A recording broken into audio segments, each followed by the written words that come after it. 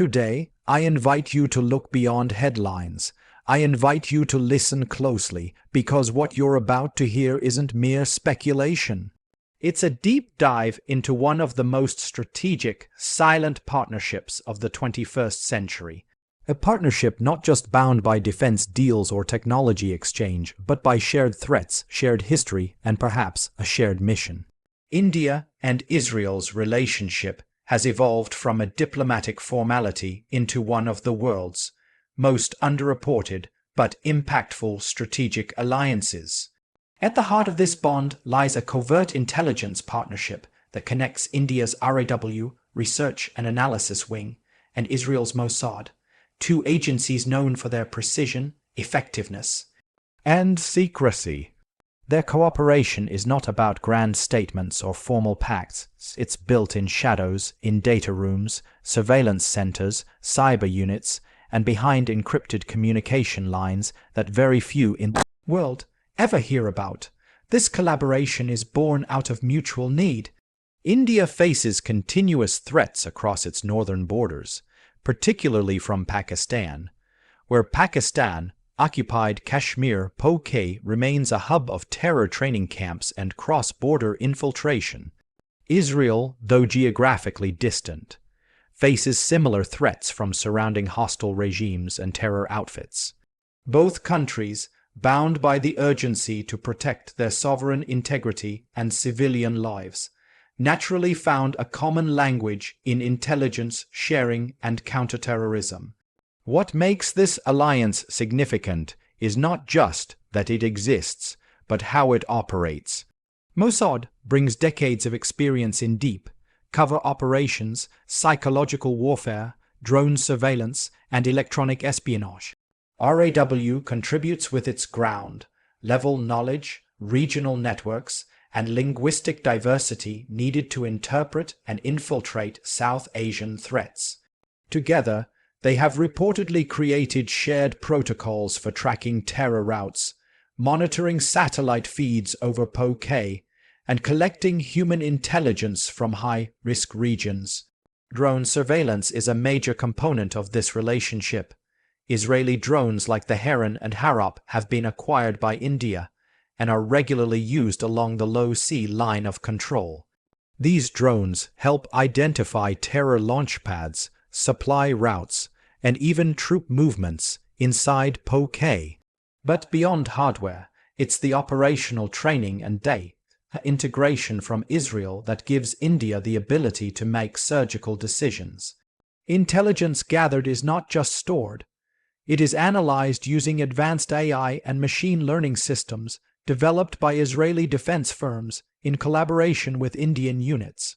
The cyber domain is another front where this collaboration thrives. POK is not just a military issue, it is also an ideological battlefield. Radicalization and digital propaganda originate from there, and cyber operations are crucial to both monitoring and countering extremist narratives. Israeli cybersecurity experts have helped Indian agencies create firewalls, trace digital footprints, and neutralize attempts to destabilize India's internal harmony through misinformation. Perhaps the most crucial aspect of this partnership is its silence. Unlike traditional alliances announced with flags and parades, the RAW Mossad channel works under an unspoken code. There are no official admissions, but the results speak through India's growing capability to anticipate, prepare, and respond to security threats in the Kashmir region.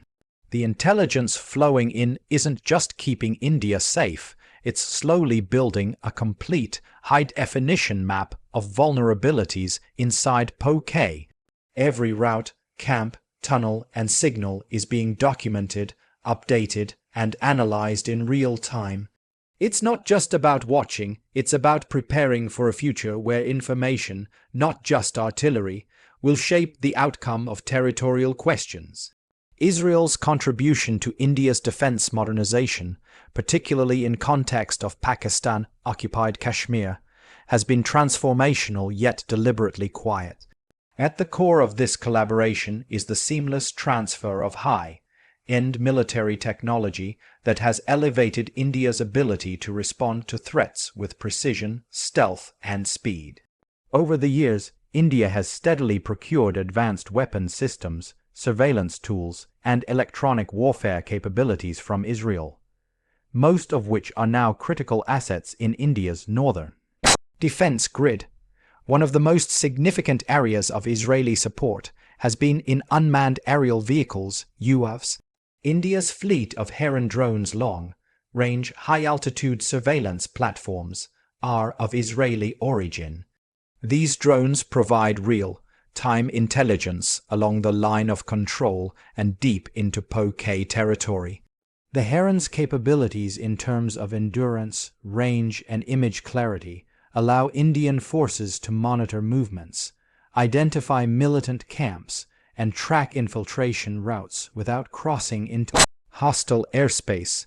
More recently, India acquired the Heron TP variant, which is armed and capable of offensive operations.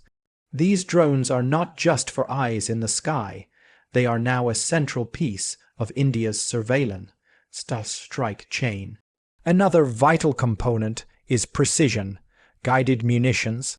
The Spice series of air-to-ground bombs developed by Israeli defense company Rafael are designed to destroy fortified positions with pinpoint accuracy.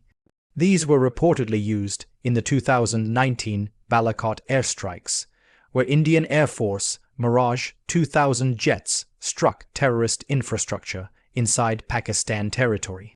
What made those strikes effective was not just the courage of the pilots or the target intelligence, but the reliability of the technology guiding those bombs to their precise targets without collateral damage. Israel has also played a crucial role in enhancing India's border management capabilities. The terrain along the low sea is treacherous, and traditional surveillance is often ineffective. To counter this, India, with Israeli help, has deployed advanced electro-optic sensors, long-range radars, thermal imaging systems, and seismic sensors that detect even the slightest underground movement. These technologies together create a digital fence, a virtual shield that monitors every inch of the border in real time. Beyond physical assets, Israeli defense specialists have regularly trained Indian forces in using these systems. Special briefings, simulation exercises, and tactical demonstrations have improved India's operational readiness.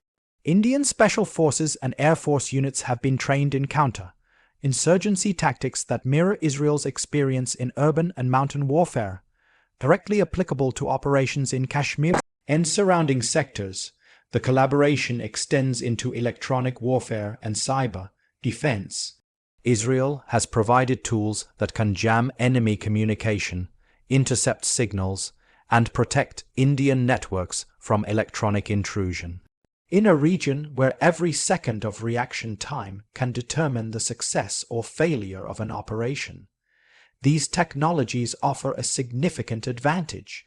This military technology partnership isn't designed for show, it's designed for action. The precision, mobility, and lethality of India's modern response units today reflect the integration of Israeli systems and doctrine into Indian military thinking. This silent, strategic infusion is building India's capacity not only to defend its borders, but to shape the battle space deep inside territories like POK, if and when the time comes.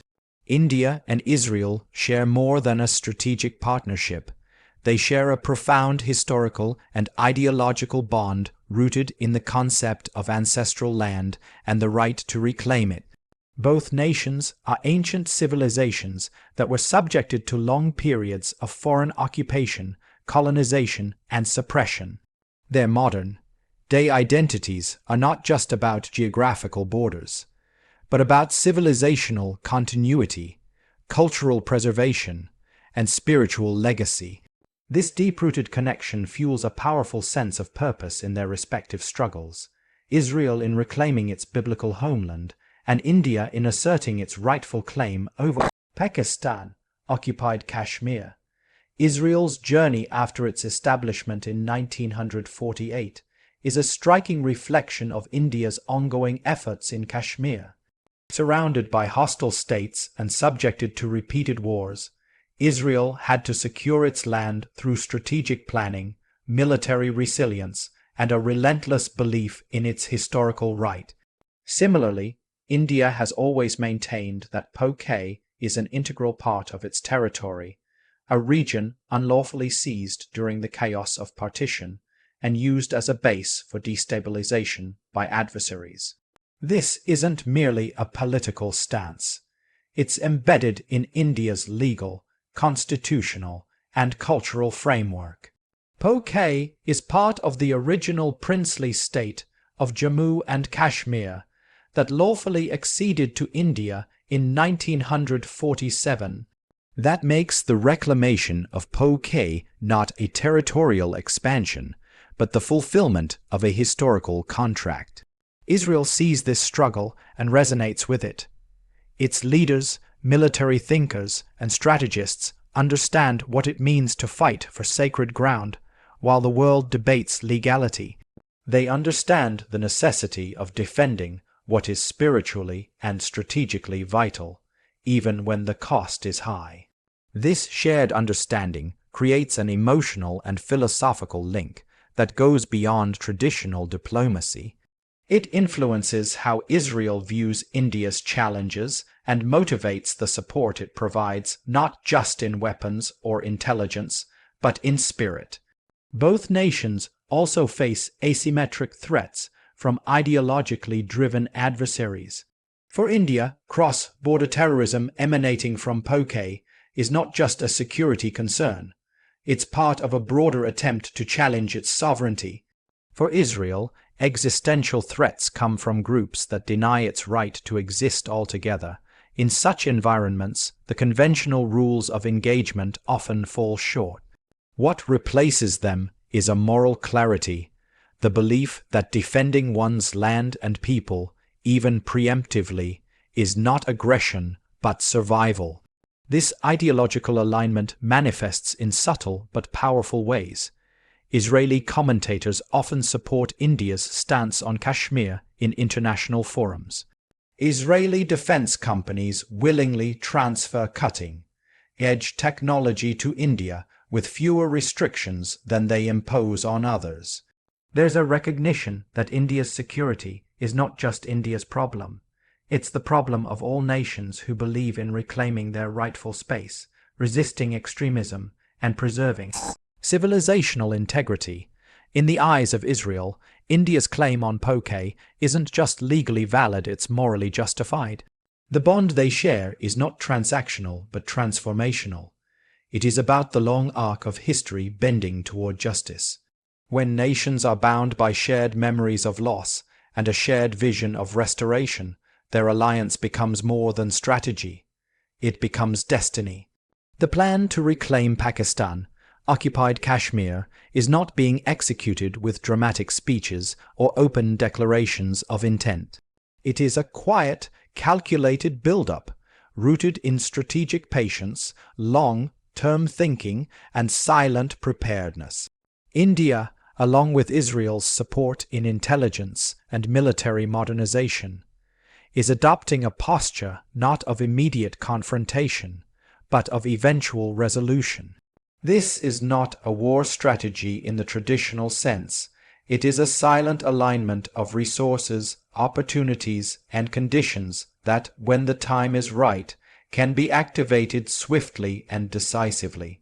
Reclaiming POK is not about charging across borders unprovoked. It's about being ready when conditions allow, or when a provocation crosses a line that demands strategic response. This is why India is focusing on building a comprehensive ecosystem of readiness militarily, diplomatically, technologically, and psychologically. Every satellite image captured, every drone flight over the low sea, every counter-infiltration measure, and every international diplomatic engagement is part of a broader, long-view strategy. It is a puzzle slowly being assembled with discipline and silence, One of the biggest elements in this approach is information dominance.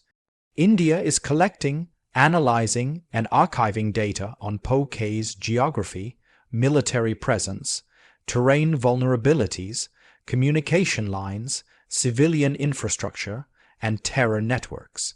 Israeli expertise in satellite surveillance, signal intelligence, and high-resolution mapping is aiding this effort.